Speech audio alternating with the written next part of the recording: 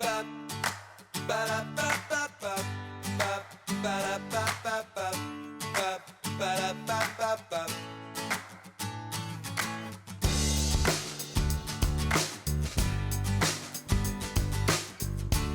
is Craig McAllister, head winemaker at Crema Winery in Sonoma County, California. And today he's going to be sharing with us a little bit of behind the scenes of your oak program with La Crema and how you select barrels for your Pinot Noir and Chardonnay. But first I have to ask you, your accent doesn't sound like it's from Sonoma County, California. Tell us about your journey to join the La Crema team. Sure, yeah, it's a little bit farther south than Sonoma County. I'm from New Zealand, but I have been in California at La Crema for about 11 years now. I started here as the harvest enologist on the night shift and was added to the winemaking team permanently in 2009, and about this time last year was promoted into the head winemaker position, so it's been quite a journey. If you could just tell us a little bit about how oak plays a role in the La Crema wines and maybe what you're looking for whenever you're choosing your oak barrels. Well, it's a pretty significant part that oak plays in La Crema winemaking. We're a Chardonnay and Pinot Noir house, and all of our Chardonnays are barrel fermented, and all of our Pinot Noir is matured 7 months through 15 months in French oak.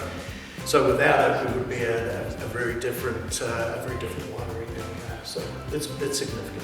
What's the magic of a barrel that brings to your winemaking style versus not using a barrel at all? I think it's a multitude of things. With regard to a Chardonnay, a barrel fermented Chardonnay for me has got so much more texture and weight and creaminess and those spicy elements that perhaps you're not going to get in a tank fermented sample.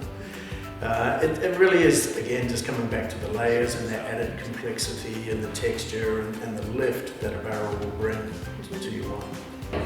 Okay, Craig, so I believe you guys use quite a few different profiles here for both your Pinot Noir program and your Chardonnay program. Why don't you just find one profile that you like and just use one profile? You're right, we do use a number of different profiles, and it comes back to the spice rack or the artist's palette, colour palette if you will. We have a wide vineyard sourcing, and being able to pair that with a wide variety of forests and toasting levels. It's essential for us to be able to build complexity and character in the wines by having multiple vineyard sources and the barrels to go with it. Actually, when World Cooperage developed our profiling system, we worked very closely with La Crema to develop this system and experiment with profiles 1, 2, 3, and now we're into the 130s, I think is what it is. But La Crema was really one of those founding partners with us to develop those first profiles in our system, and you're still using them today, I believe. Is that correct? Absolutely, yeah. So a lot of that work went on before my time here, and it's a progression too. We're still exploring new profiles, new toast levels. We've looked at toasted versus untoasted heads, and then it's marrying it up with our vineyard sourcing as well. And yeah, maybe a select vineyard with a select profile is the way to go. How many different profiles do you work with here at La Crema? Gosh, for Pinot Noir, we're probably using 9 or 10, and it's a slightly lower number, probably 7 for Chardonnay. And do you find a real distinct difference with all those profiles? Absolutely, and it's not a horses for courses approach. We have some profiles that really work in our smaller programs, and then we have some, say, the Pro 58, which are smokier, toastier barrel that works really well on our larger programs. And I think it's beyond just looking at the first year use of the barrel as well. I think the second and third year really need to be considered. How many times in the lifespan of, let's say, the Chardonnay, how many times do you taste and assess the different profiles? In terms of the different profiles, we're probably looking at 2 to 3 times in any growing season or for any vintage. It all starts looking at the quality of the blend that we've made first and foremost, and then we'll identify any given lot and really delve into that one to assess the barrel profiles and how it suits that vineyard or it suits that wine. So we visit it multiple times throughout a year. And I think when we're making the decisions for our blend, we go in with a certain idea of what we're looking for as winemakers.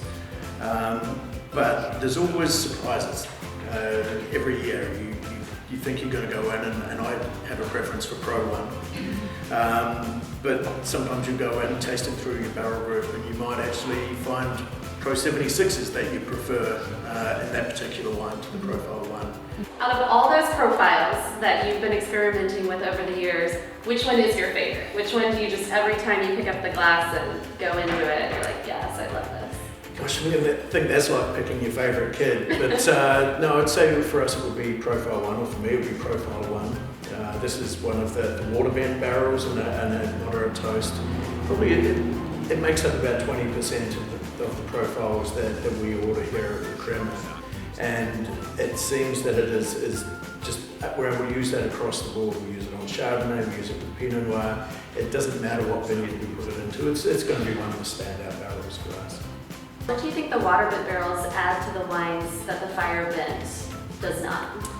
I think it probably comes down to the tannins. I think a little bit softer, and there's nice spiciness there as well.